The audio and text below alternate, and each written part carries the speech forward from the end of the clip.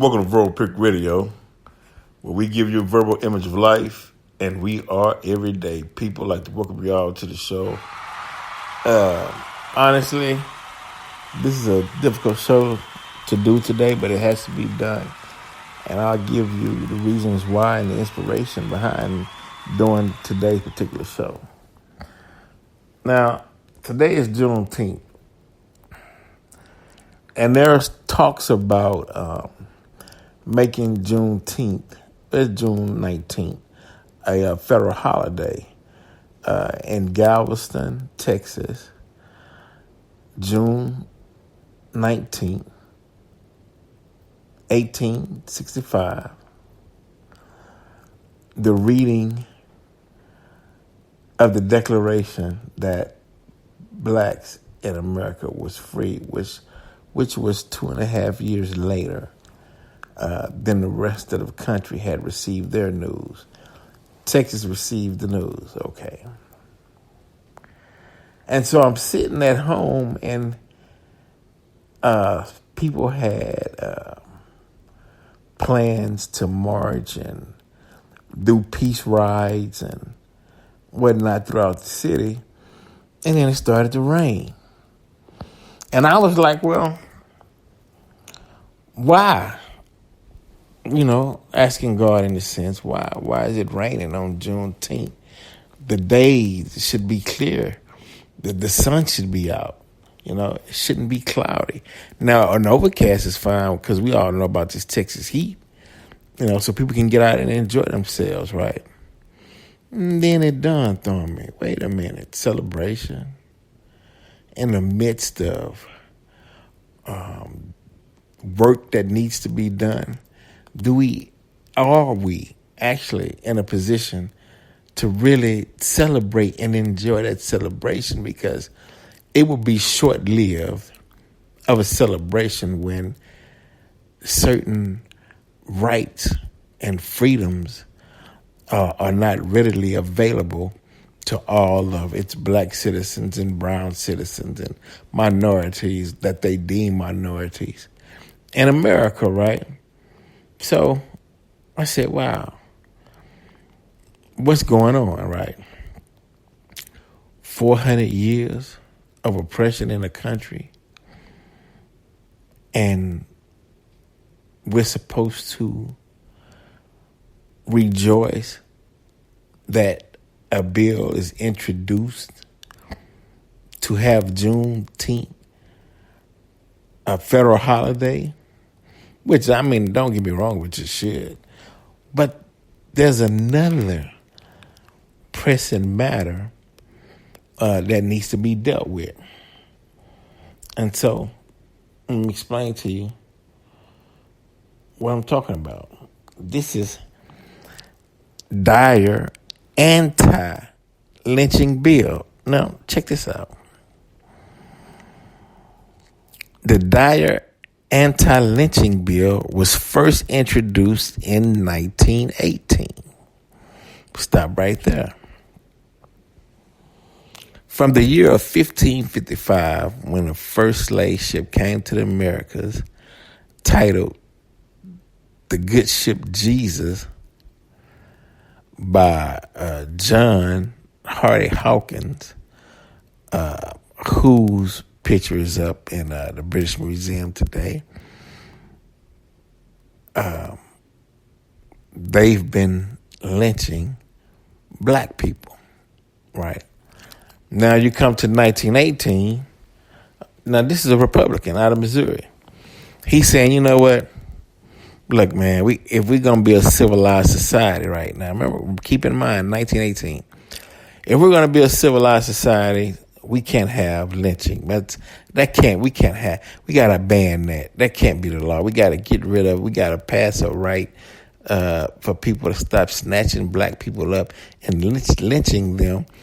Because if we don't, you have some racist, some white nationalists who hate black people enough to publicly lynch them. He recognized in 1918, if we don't pass an anti-lynching bill, then you have those who will say, well, hell, it's not against the law for me to string up a more black or brown person. Or, or as a matter of fact, it's all type of lynching. What do you mean? Are you saying that I'm lynching them by rope? Or what if I put a knee on their neck and try? Is that considered lynching? What if I just outright just hunt them down and shoot them? Is that lynching? Come on. Hey, we're racist. This is what we do, right? Ridiculous. So, the Dyer anti-lynching bill was first introduced in 1918 by Representative Leonidas C. Dyer, a Republican from St. Louis, Missouri, in the United States House of Representatives, as it was H.R. 11279. It was intended to establish lynching as a federal crime. Attempted, right?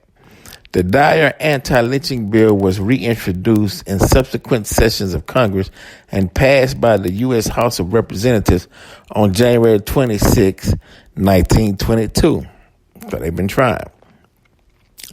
But its passage was halted in the Senate by a filibuster by Southern Democrats now, who formed a powerful bloc. Now, 1922, they want the bloc. And they want to block the anti-lynching bill because they was having too much fun just stringing up black people.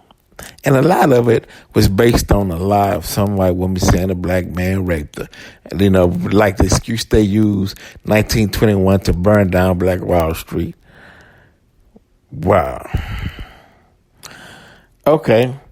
Southern Democrats justified their opposition to the bill by arguing that lynching was a response to rapes and proclaiming that lynchings were an issue that should be left for states to deal with. That's why they could say Emmett Till whistled at a white woman, even if he didn't, just the accusation. They're covered if they lynched him and saying, well, hey, this was a form to deter rape of white women. Why? Because in their mind, they thought that black men, just like white women, was pure. They had to falsely build up the white woman as though she was just an angel that just floated down from heaven. And any of you black men dare look at her, put your eyes on her, you'll corrupt her spirit, so we got to lynch you. That's how sick the mindset of some people that we're dealing with. It's ridiculous. Attempts to pass similar legislation took a halt until the called Costigan-Wagner Bill. And that's Costigan Wagner Bill of 1934. Subsequent bills followed by the United States Congress never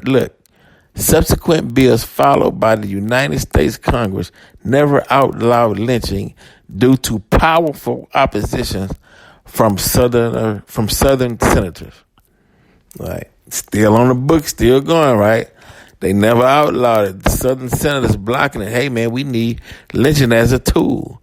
Lynching is on the books, right? Okay. It was not until 2018 now, 100 years later, it was not until 101 years, it was 100 years later. It was not until 2018 that the Senate passed the anti-lynching legislation, Justice for Victims of Lynching Act. I mean, you can't, if they didn't write this down, I wouldn't even believe it, but this is so ridiculous to where you arguing that a man should be able to live and not be lynched in America. Wow. Justice for Victims of Lynching Act, on which the House of Representatives took no action on February 26, 2020. The House passed a revised version, the Emmett Till Anti-Lynching Act, by a vote of 410 to 4. All right, now check this out. Read this again.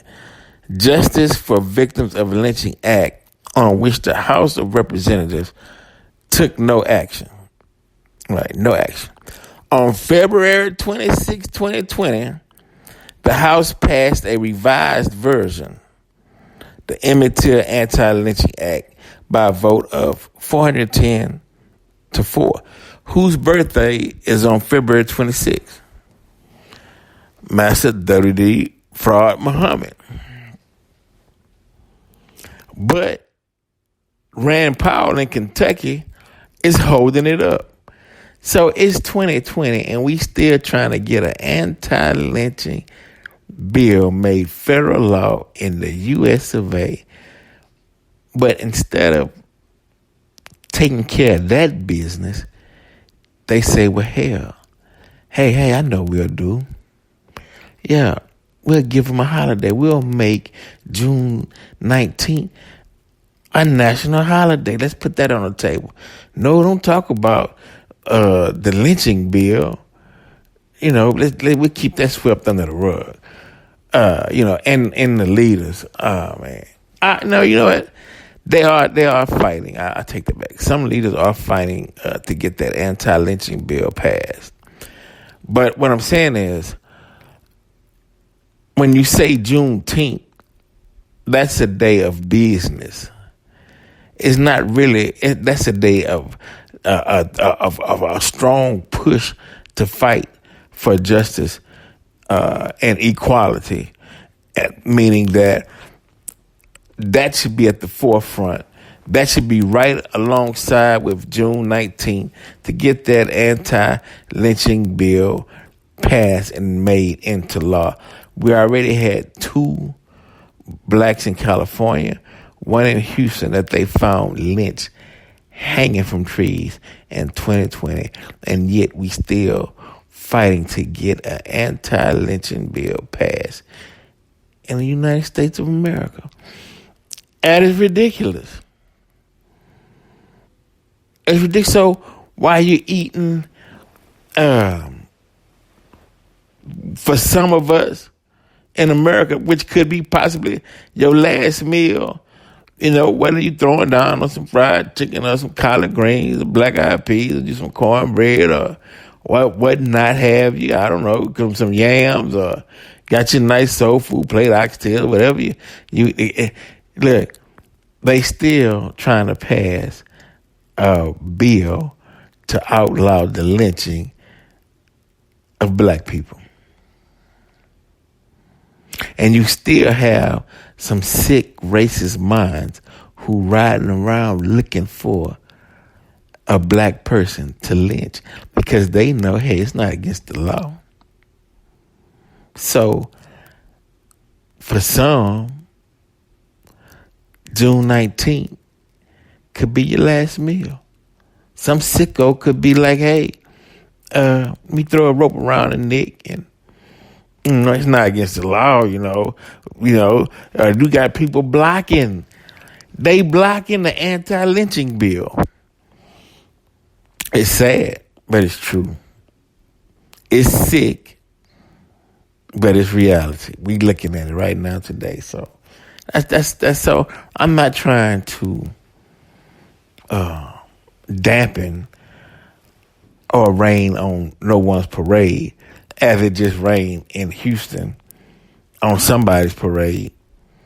I'm just simply saying, don't go to sleep. Stick to the important issues. Don't let them throw you a bone and have you chasing it while they're behind your back plotting for your lynching. Put that on it. That should be in the news, within the news cycles. It should be on the lips of every black person in America, because that is progress, true progress, when you deal with things such as this, of something that is of dire importance, that anti-lynching bill. And we all know throughout sojourn in America for over 400 years. All of us know what needs to be done, and we know we don't put nothing past the colonizer of what he will or will not do to us. We already know. We've been through it before. So we got to make sure this anti-lynching bill is passed when it should have been passed hundreds of years. Matter of fact, it should never be. Should have never even been. But this is just another example of a racist, psychotic past that we suffered under the hands of racist psychotics, and it's still lingering over in 2020, where they're trying to get an anti-lynching bill passed. You know, and as I stated earlier, hey, you know, this is what happened to Emmett Till. This is what happened to Eric Garner. This is what happened to George Floyd. It's still like lynching, using different methods, but it's still lynching all the same. So now it's under the Emmett Till Anti-Lynching Act. So we're trying to get that done. Now, I'm going to give you a brief on it real quick.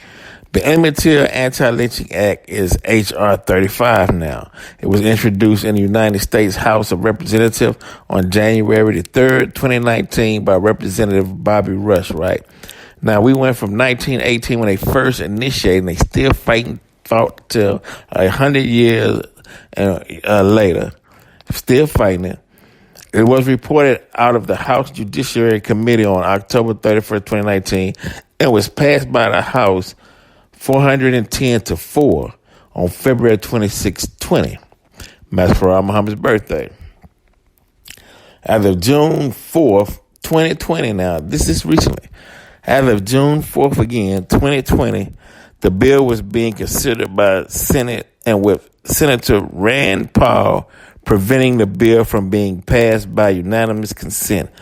Paul opposes the bill's language for being overly broad, including attacks which he felt were not extreme enough to qualify as lynching, stating that this bill would cheapen the meaning of lynching by defining it so broadly as to include a minor bruise or abrasion, as it has proposed an amendment that would apply. Check this out. Proposed an amendment that would apply a serious bodily injury standard for a crime to be considered as lynching. House Majority Leader Steny Hoyer criticized Rand Paul's position, saying on Twitter that it is shameful that one GOP senator is standing in the way of seeing the bill become law. Senator Kamala Harris added that Senator Paul is now trying to weaken a bill that was already passed. There's no reason for this, while speaking to have the amendment defeated. Now, one senator, Rand Paul, Kentucky, is blocking the bill. Where's the outrage? Where are the people protesting Rand Paul? Where's the people in front of his house? Because, how can I say this? If it's like tennis, right? Right. And black people, we're the tennis ball, right? And you got Republican on one side of the court and you got Democrat on the other side of the court. And they just pass us back and forth. You know, look here. We'll get up enough steam and we'll draw enough tension and we'll act like we fighting a good fight. Hey, we need a lynching bill that shouldn't be in America. We need a lynching bill. But knowing the stance of the other side, who for some reason feel as though that's a stronghold for them. We'll never, is what they're saying. We will never take lynching off the table. Why? Because does that give them some type of true white American identity?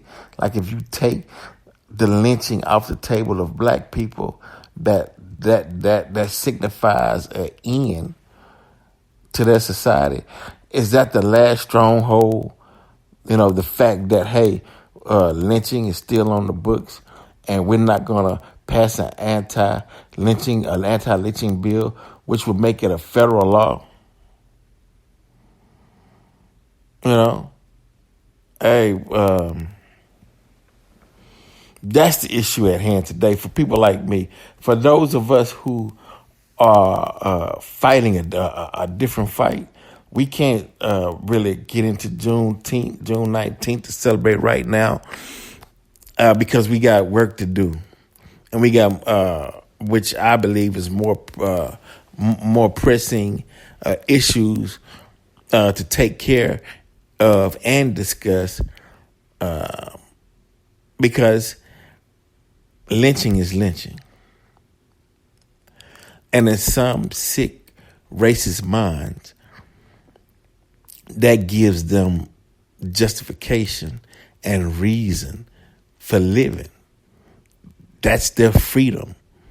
That's their rite of passage. Hey, you cannot take lynching off the table for us because for some reason, and we as black people, we don't understand what it's about, but for some reason, they've been holding on to this since the 1500s. You had some white senators, Mr. Dyer, who said, hey, man, we got to have an anti-lynching. But or did he just make the claim knowing that his counterparts wouldn't pass it anyway? But at least in black folks' eyes, at least it seems like, hey, we trying to do something, We give the appearance. Give them something to cheer about. Let's give them something to talk about. But something solid where it's actually passed and something that they can put their hands on, the claim of victory, we can't give them that. But we can let them talk about it. We can let them vent about it. We can let them march on Washington, D.C. They got that right and, vent and get all the frustration out. We can let them write songs about it. We can let them sing about it. Matter of fact, we even cater the food. What you say they like again? Or soul food plates, collard greens, black-eyed peas, cornbread with the red Kool-Aid. They want some red Kool-Aid? We give them all that. But damn it, don't pass that damn bill. And I don't know. Do they go to the blacks? Nah, I take that back. I can't say that. Because you do have Bobby Rush and you have those who are actually out there trying to get this thing passed. I'm just saying that there should be more attention on it.